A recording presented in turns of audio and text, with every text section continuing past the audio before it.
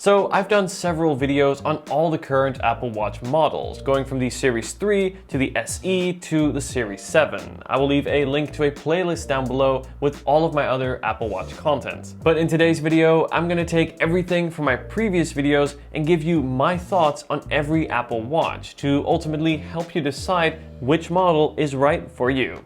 As always, I will leave all the purchase links down in the description, so without further ado, let's get started. So I'm gonna break this down one by one, starting with the Apple Watch SE.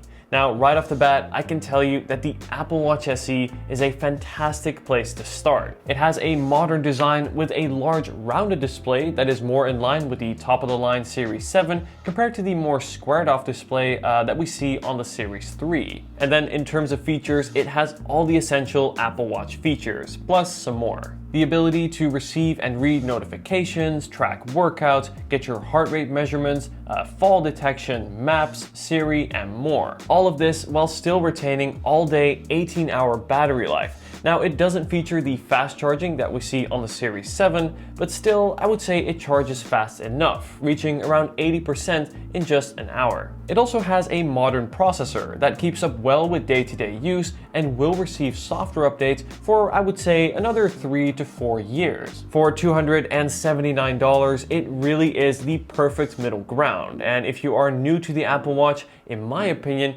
this is a fantastic place to start. If you are enjoying this video so far, I would really appreciate it if you could leave a like and subscribe to see more content like this in the future. Thanks for your support. Now, let's look at the flagship, the top-of-the-line Apple Watch Series 7. The Series 7 represents the best of the best, not just when it comes to the Apple Watch, but also the smartwatch industry as a whole. And this starts with the display. It has a large rounded display that is 20% larger compared to the Apple Watch SE and a full 50% larger compared to the Apple Watch Series 3, which we'll look at next. It also has thinner bezels, meaning you get a larger display in a watch case that is no larger compared to the other models. I especially like the waterfall effect that you get on the curved edges of the display. This is a nice touch that makes content almost flow off the screen, and also makes the watch feel just a bit more premium. But the biggest feature, and also my favorite feature, is that always on display, and this is something that I really enjoyed more than I thought I would. Not only is this functional, being able to check the time in a subtle way without having to turn your wrist,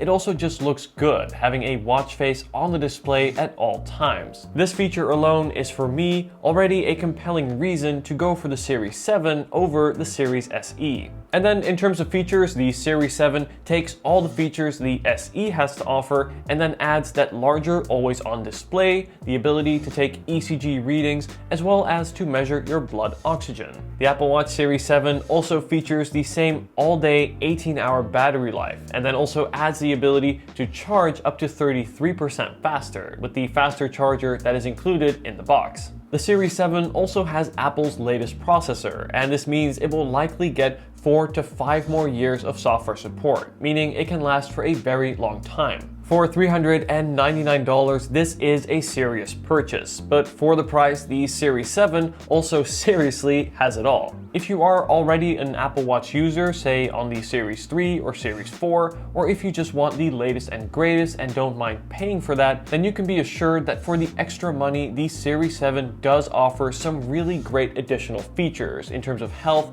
as well as the always-on display. And then last but not least, this brings us to the Series 3. Now, I currently no longer have my Series 3, however, I have used it every day for almost a year. And after comparing it and using the SE as well as the Series 7, I do have some thoughts. The Series 3 initially launched back in 2017, and it is great to see the watch still being supported for so many years. But should you still buy it today in 2022?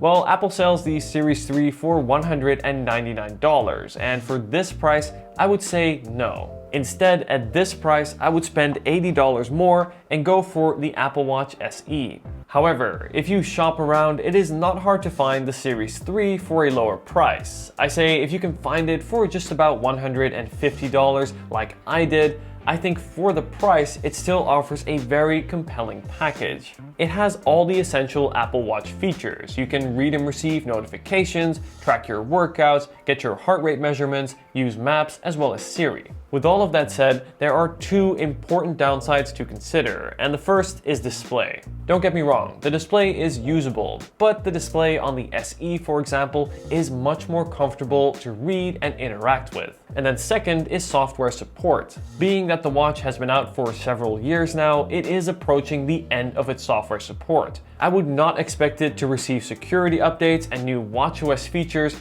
beyond 2022. While the watch will still function beyond this point, third-party apps won't for long. If you buy a Series 3 today, I would expect it to last for another 2 years or so at the most. And this is fine, but only if you find it for a good deal. Again, around $150 or so. That gives you my thoughts on all of the current Apple Watch models, and which model I think is for who. To recap, the Apple Watch SE is a fantastic watch if you are a first-time buyer. It really represents the middle ground, offering all of the essential Apple Watch features in a modern design that should still last for years to come.